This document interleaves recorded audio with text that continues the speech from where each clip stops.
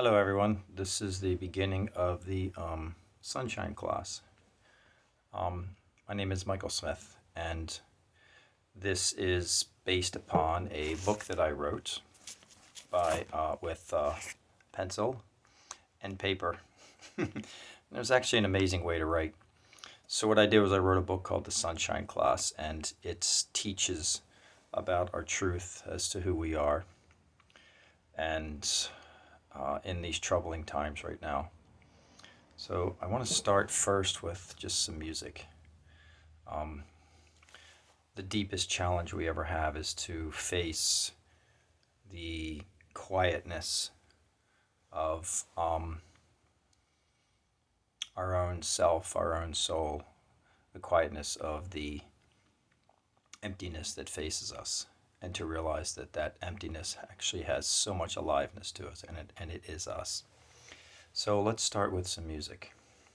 I have down here some singing bowls. I was unable to put those into the video, but I think you can get the idea.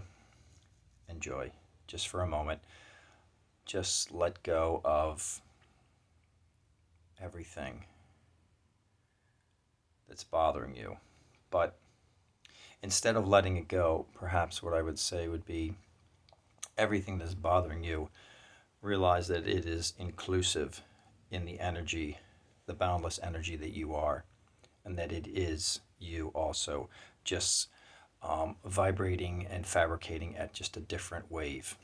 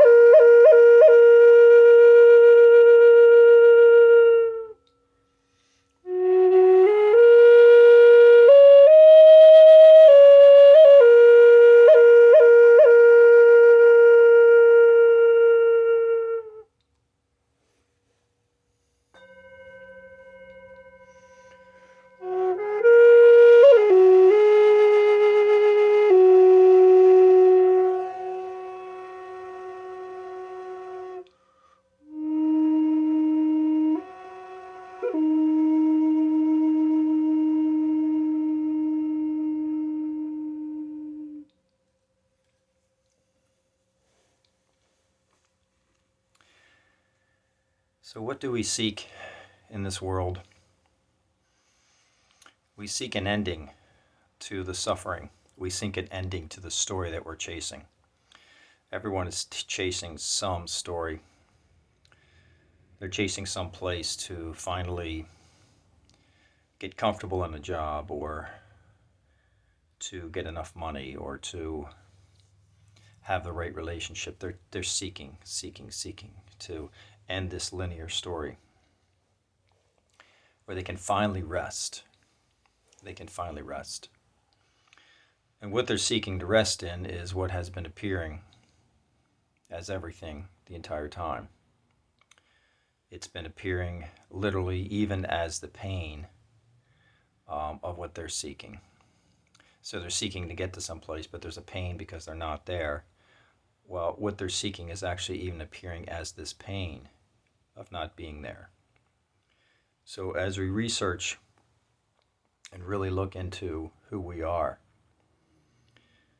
we'll find the very first thing that we'll discover, and we kind of know this, is that we're not our names. We're not our stories. We are what's here. what is here right now, appearing as everything.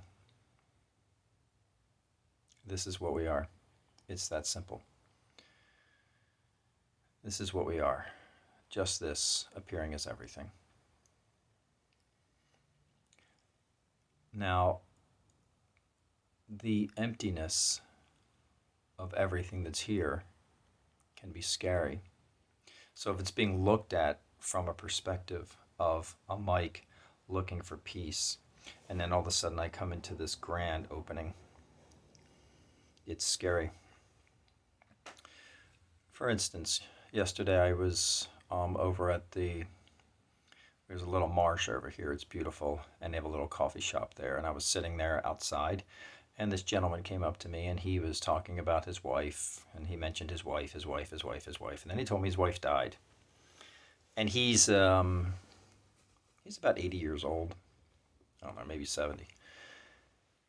And he said that he's at home alone all the time.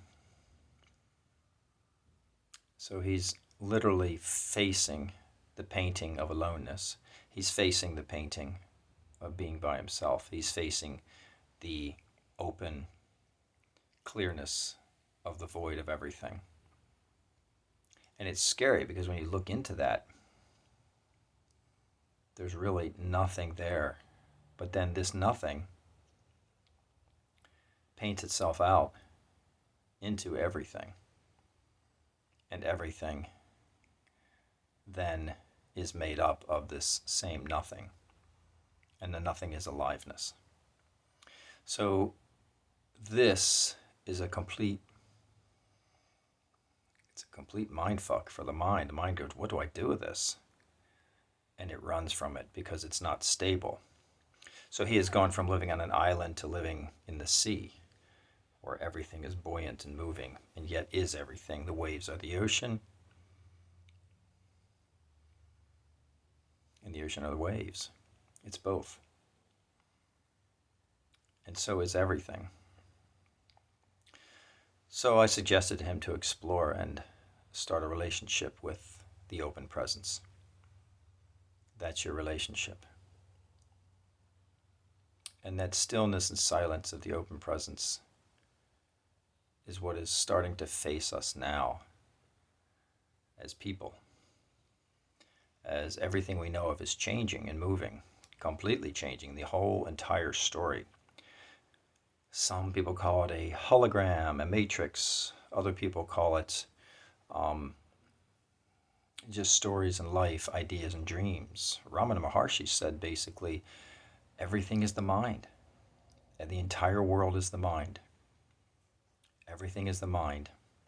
You clear the mind and you start seeing from the big self, the endless, boundless self, then you see the entire world as the self. If you stay in the mind and you see yourself as separate, and the entire world is separate, and a story and a separate character roaming through the story, then what you have is nothing but this field of energy returning patterns to you over and over and over to remind you that, okay, you want to be a separate self, now you're a separate self. And it shows you over and over and over that you're the separate self. And it allows you to feel that. And part of that is you feel pain. And the pain you feel is reminders to turn inward into the open, boundless self as all. So how can this be resonated to the watcher of this video, to anyone? Can it be resonated through words? I don't think so. Can it be resonated through thinking? I don't think so. It can only be resonated through a knowing, a sensing, a feeling. And so some of the words I've written in this book will trip the mind to look into places where there's nothing but boundlessness. And these words are pointers to point to, oh, look, here it is. It's here. It's here.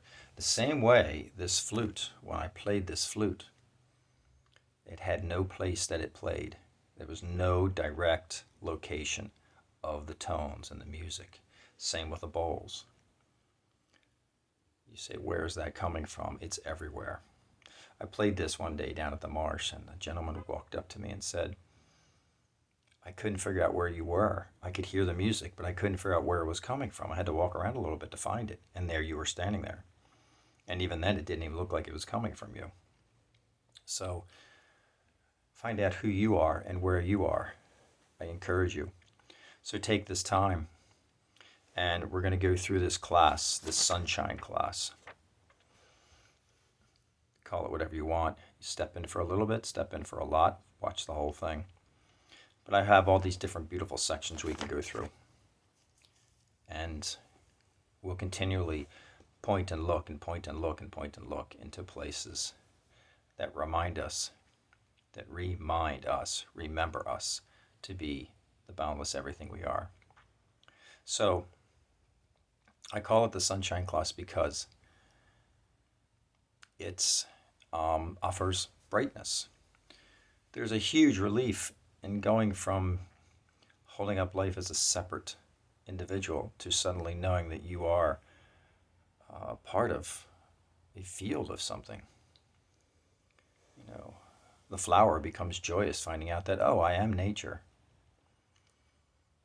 The ray of light becomes joyous knowing that, oh, I am sunshine. The river, when asked, what is your purpose? What are you doing? The river will just say, I'm just being a river. So whoever you are right now and whatever you're doing is full and whole in itself, complete and finished. So it's not learning anything. It's just about recognizing, remembering who you are. And it's full on right now, wholeness appearing as everything. So what is the sunshine class? The first thing I wrote on this is, it's not a class. There is nothing to learn or to get. There's only a seeing of what has always been appearing. So we spend time here and you start seeing what has always been appearing. There's nothing being everything, and there's everything being nothing. Now, this does not mean that there's no you. There is. If someone opens up that door and says, hey, Michael, I will turn my head. And if someone says, hey, Michael, I want to write you a check for the great music you played last night, I will say, yes, I'll take that. But the interesting thing is, they hand me something. Let's say they hand me, not a check, but maybe some chocolate chip cookies. And I hold them in my hand. And as you hold them, you start feeling that, oh, there's emptiness and space within this. And where does my hand begin and the cookie begin? Where does that happen? So the sunshine class is a seeing of pure aliveness being everything, and everything being pure aliveness, period. It's not about learning. It's about resonating with what I just said. And there's nothing here for a separate me idea, illusion, the illusion of a dream of you to learn or practice. There's no practice. There's a lot of teachers that are teaching the me, the separate me, to be something else. You need to do this to be something else. This is about looking to experience, oh, let's remember what we really are. There are a lot of teachers that are doing that in all kinds of different ways. These are different ways of remembering who you are. And they're beautiful because what they do is they erase the students and they erase the teacher. And there's just this that's there. So what will be happening with this? Just sitting and listening and talking. And then we agree, okay, let's spend time honoring, really honoring this open emptiness. It's almost like we went to the record store and we bought this beautiful record and there's nothing on it. And we go home and we play it. And we all sit together and go, gosh, that's beautiful. And as it's played, this record's spinning and the needle's on it, and there's nothing on the record. It's just, but the grooves are there, it's moving. And then we hear a little kitty cat outside going, meow. We go, oh, that's the record too. Or maybe we hear a cow out in the field. Or both, the cat and the cow. And they're part of the record too. So we honor the resonance of this open emptiness appearing as everything. It's behind me walling. It's fluting, it's speaking. That's all that's here. And what's amazing with all of this is nothing has to be done to get to it. It's just a matter of stopping, opening it up, and saying, wow, even the simple ordinariness of this is amazing. A pencil just sitting upon a piece of paper offers the most ordinary miracle ever. The color yellow just stays and offers itself against the white paper. And the form of the pencil just completely maintains its form, its field of energy vibrating. And then within that place where the pencil meets the paper and the pencil is laying and the whole pencil and the color and everything, within all of that is a field of open emptiness and energy. And this field is you and me.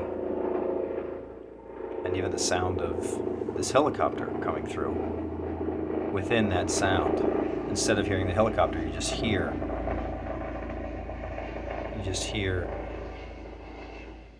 a vast open emptiness appearing. So this cannot be a teaching, but it's a seeing. It's a remembering. It's a feeling.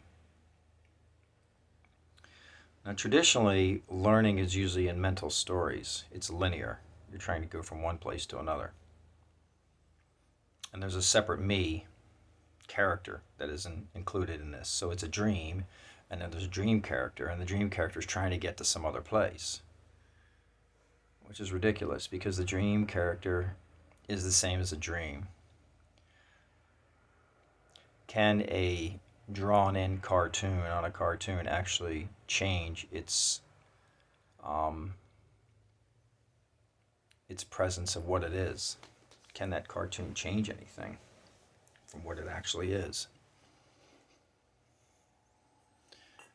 What is the cartoon? It's the screen. It's the film. Can it change from that into something else when that's all it is? It's always been the entire film, which is wholeness. And what is that little film? You see that little box, and there's the cartoon on it, assuming we're doing film back in old school. It's whole. It's plastic, complete wholeness. We are this wholeness. So no linear progress will ever happen. There'll be experiences. You can have experiences in meditation and prayer where you go, oh, this really felt good. That was just a limited me having an experience. Because it doesn't last. It'll last a little while, and then you'll go back and go, okay, I need that again. And then someone says, oh, okay, good. Now it's $200.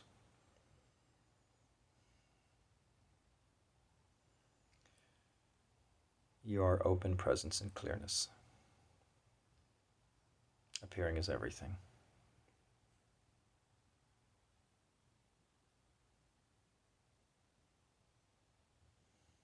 And you know this.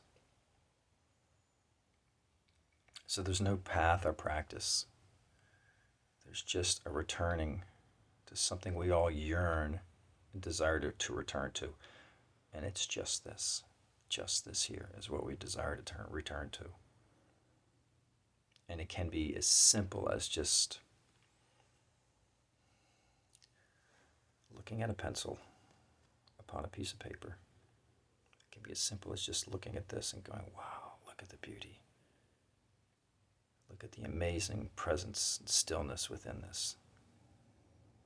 And that stillness is facing me. And instead of distracting my mind from it, I'm going into it completely.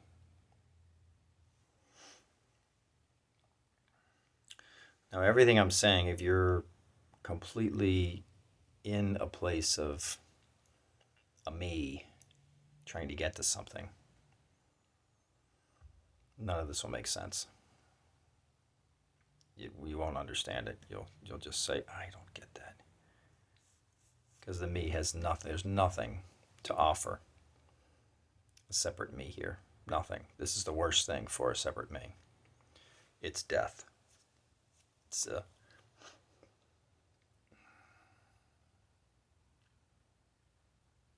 liberation for the me, but it's also death. Because then you say, well then how do I have to hold up a job and take care of a family. How do I do that if I'm just pure on presence and peace? I can't sit around and meditate all day. You can. And I'm going to get into that in this book because I want you to, we open up to this. Here it is in its own beauty. And now let's go and take it from the top of the mountain into town. And let's go explore and see where this goes. Let's see what else I have. I think that's all I have for today. I'll come back again and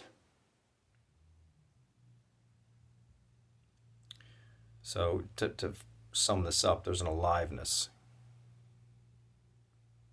that is within, around, through, and is who you are. And it's amazing. And the peace that it offers, and the grace, and the love completely offers the resting place you're looking for. So this is it. Now, how do we move forward with this?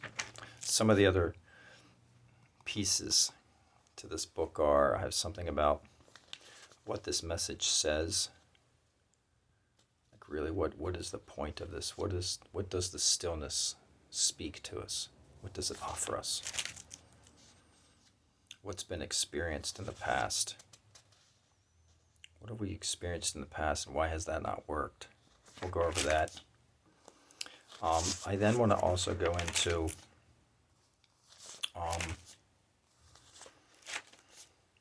what it's like in experiencing going from living your life as a separate me to suddenly living your life as awareness. How do you do it? How do you hold a job? How do you maintain and do everything and still then see the awareness? How do you stand in line at Walmart? Not that I would ever go there, but how do you stand in line at any place? And what are ways that you can find this beautiful presence there? I also want to go over how a spiritual path will relate to this. So there's a lot that's going on with this. The one thing I really want to go over and also later is I have something called important notes in caring. And this is important because once you invest a little bit of time in going, okay, who am I and what is here? And you suddenly see there's literally a dimensional shift. Then there comes a time where you say, you know what? Some things are happening. You might have a feeling that life is a little bit dead. You might have a feeling that there's a lot of quietness. How do you deal with that? You might have a feeling of, it's kind of like the fan is still spinning. I used to do all these things. And now suddenly I don't get much joy out of them anymore. What's happened to me? Well, you've opened up into aliveness. And it's not you, it's just happened. So then, how does this work? But the main thing is this loss of, well, what's the purpose? What's the purpose of everything is this beautiful aliveness, which it is, and that's a beautiful moment you have. Now go back into life. How do we apply that? So I will bring some stuff in to help us through that, some different ways of looking at it. And I call that important notes in caring. So we'll go over that. And then I do have a flow chart I want to go through on, and it goes through all the different things: life, relationships, beliefs, what it's like living that as a separate individual, and then what it's actually like living at that as just this, and how do you do it, and how does that change? So my goal is to go through most of this book because I really had a great time writing it, and I will return to it and do some videos. And we'll leave with a short song.